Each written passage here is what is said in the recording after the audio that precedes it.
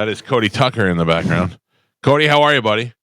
Hey, I'm good, man. How are you doing? I'm good. I don't know if you were listening to the show or not, but I was perplexed the other day when you were speaking to that porn star and you brought up cruises to her, and you are so anti-cruise. What happened to you? Why are you so anti-cruise? Nothing happened to me. I just think it's the worst possible thing that I could imagine for myself. As a morning show has done 18 cruises. 18 cruises. I can tell you that it's everything you want it to be. It's food, it's alcohol, it's ladies, it's gambling, it's music. It's like everything you have, and you don't have to drive drunk. You just have to stumble back to your room. It seems like it'd be perfect. Yeah. I mean, driving drunk's fun sometimes. There's you just close one eye and hope for the best. I don't know, man. It's just I have a fear of water. That's general. what it is. Yeah, you're not a fan, or the feeling of being stranded.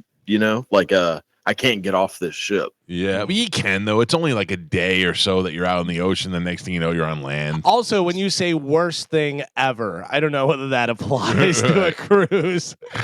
What? True. Yeah. Give me a day in the life of Cody. Like, what are you doing on a regular basis? Like, what will you do today? Today, I will make a little breakfast. Work on. I'm actually writing a book. Oh, about what? Just turning all of this stuff into like one big book. Now it's smart because I saw you at KP Burkon, right? I did. And KP he finally wrote a book at all his history stuff that he likes to do. Yeah, so I've been working on that for a while, and it'll be actually kind of something similar to that. So work on that for a little bit, then start watching movies, read, play guitar a little bit. I mean, it's like I'm 16 again. Is pretty much how it feels. And I don't know that I've asked you, or I don't remember anything I ever talk about on this show. But do you live alone? Do you live with anybody else? No, it's just flying solo. Yeah. Interesting. Yeah. No girlfriend or anything? I'm seeing someone. Oh. Yeah. Okay. All right, my bad. Yeah. It's not. Yeah. You're so secretive. What are you afraid? You're afraid you're gonna push all the other girls away? Oh well, yeah. That's a big worry in my life. No, I don't know, man. I'm kind of when you have a fell in some ways. I got you. I can't. And me, I can't stop talking about things. I joined OnlyFans this weekend, and I had to tell everybody about that. Oh, congrats! Yeah, thank you. I can't keep anything private. I found it. What? Oh, did you make an account like for yourself? Oh yeah. No, I didn't. You should see his page. No, awesome. I don't mean like you could watch my webcam. I joined to look at other people. Gotcha. I thought you were, doing. No. I would if you get a chance, Cody, unlock video number 5. No, it is wild. If I thought there would be money to be made there, I would do it. I would figure out a way to do it. I saw the best thing ever. I was on what's your go-to porn page? Like category? No, like which one do you use? Which website? Oh, well, in Texas, it's like super hard to find. Same thing here. We got locked down in January, but this guy, really? I used my likeness, my driver's license, unlocked it, and everything. I'm back in.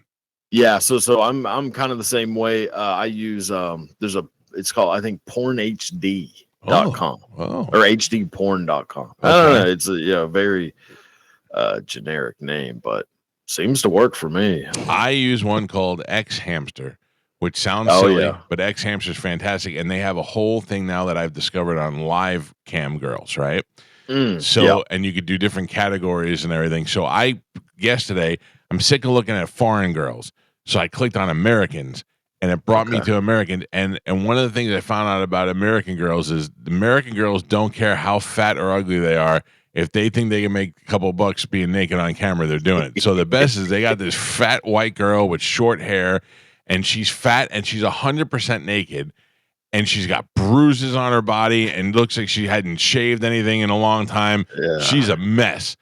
And the best part about it is she's on there, and she's got it muted, and she's fighting with somebody on her cell phone. Yeah. I swear, I watched that for no sexual gratification, but I watched it for like 20 minutes just because I love to see her getting mad and walking around where she had this big fupa mound, and it was awful to watch. I mean, in fairness, my mom does need the money. I gotta tell you, it did look like it could have been somebody's mom. So, all right, what probably is. What do you have for us this week, Cody? All right, so got a few.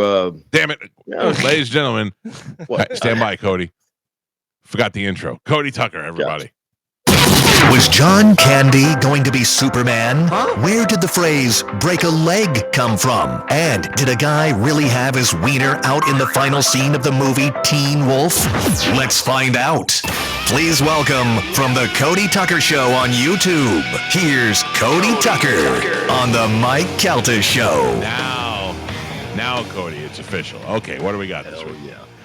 So I got some like kind of a 90s themed one, I would say. All right. So 1997, before, I don't know, are you familiar with Guillermo del Toro? Yes. Yeah. The director. Okay. So before Guillermo del Toro directed Pan's Labyrinth and The Shape of Water, he learned that his father, Federico, had been kidnapped and was being held for ransom.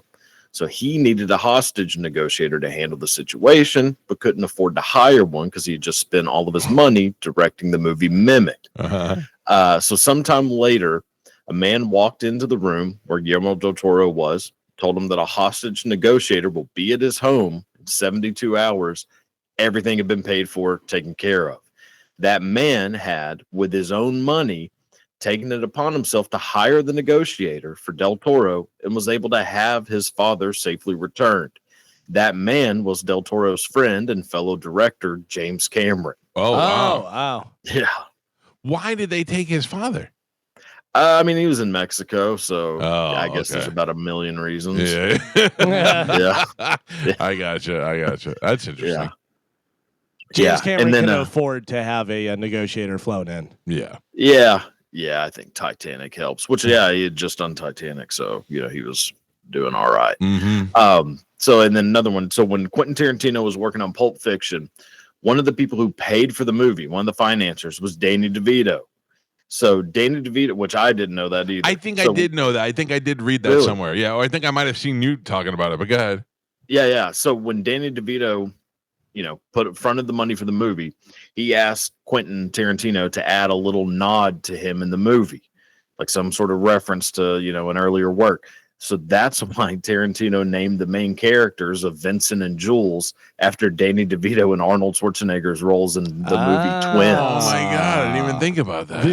Vincent, listen to me. Yeah, holy cow, that's funny. How come nobody ever puts that stuff together except for you? I don't. Well, I mean, I think people have more time, spent doing other things. Tell me about this girl that you're seeing. Yeah, I mean, I don't know. Hot. Where do you meet? Where do you meet her? Know her. She goes to a different school, huh?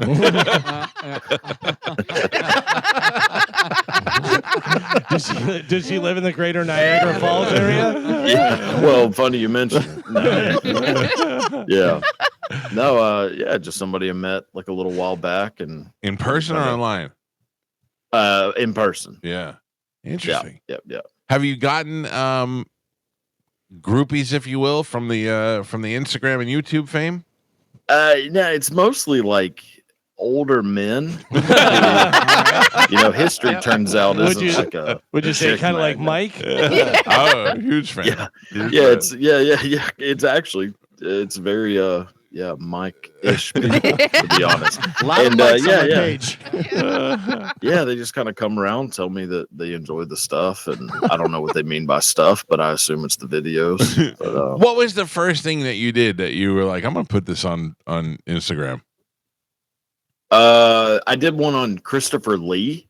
Are you familiar? Do you know that actor? Yeah, Count Dooku. Yeah, so Christopher Lee's life is probably the craziest life I've ever heard.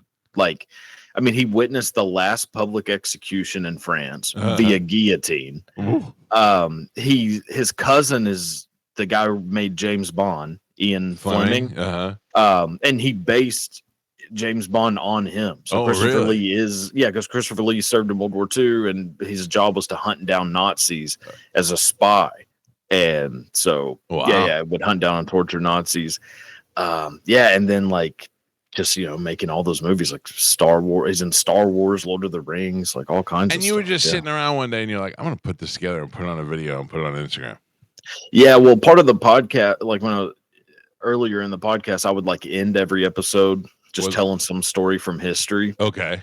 And so then I was like, well, maybe I should like clip these and make them like shorter and just make that like, like just put that video. Cause I would put clips from the podcast up, but they weren't like history or, fun fact kind of thing. What do you watch? What do you like on the Instagram? Like, what do you check out every day? Funny animal videos, mostly dogs and horses doing weird things. I love watching people get into arguments in public. Oh, I can't stop watching freakouts. I can't stop watching the First Amendment auditors that stand outside with the cameras until I watch that all day. Yes, I'm a big fan of confrontation. Yeah, not myself. I hate watching it. Yeah, yeah, I love watching two people just go at it. Where do you stand on AJ and Big Justice? It'll come and go like anything else. I'm not a big fan. I don't really get it. No. Do you find yourself bringing the boom, singing the song when you don't want to? Yeah, actually. I know. Funny you mentioned it. Yeah. They got us. They got us pretty good. Yeah, I'm not a fan of him. The little one, I think he needs to be taken care of a little better. Yeah. There's a conservatorship coming soon, I'm sure. You can follow Cody Tucker on Instagram at the Cody Tucker and watch the show on YouTube.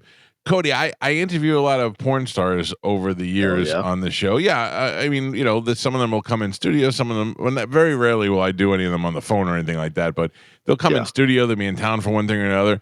We have a very different style of interviewing. I am interested in all their deepest, dirtiest things to talk about. You treat them like human beings and actually do a good interview with them, and they love you. They open up to you, and they're impressed by you. Yeah, I watch some of that stuff. It's very interesting. Thanks, man. Yeah, I like talking to people and who have different lives than I do, and I'm genuinely curious what their life is like. Yes, that's how I feel about you. I definitely want to know. I wish I had a camera on you and find out what your week is like. Oh, you don't want that? No. There's a lot of Buffalo Billing going on. I don't want to watch you on Porn HD or whatever you're doing. I'm just saying the rest of the day. So, all right, Cody Tucker, thank you. Always good to catch up with you. We'll talk to you next week, buddy. Thanks, man. Thanks, y'all. Have a good one. See you, pal. He makes me laugh, dude. He's a funny guy.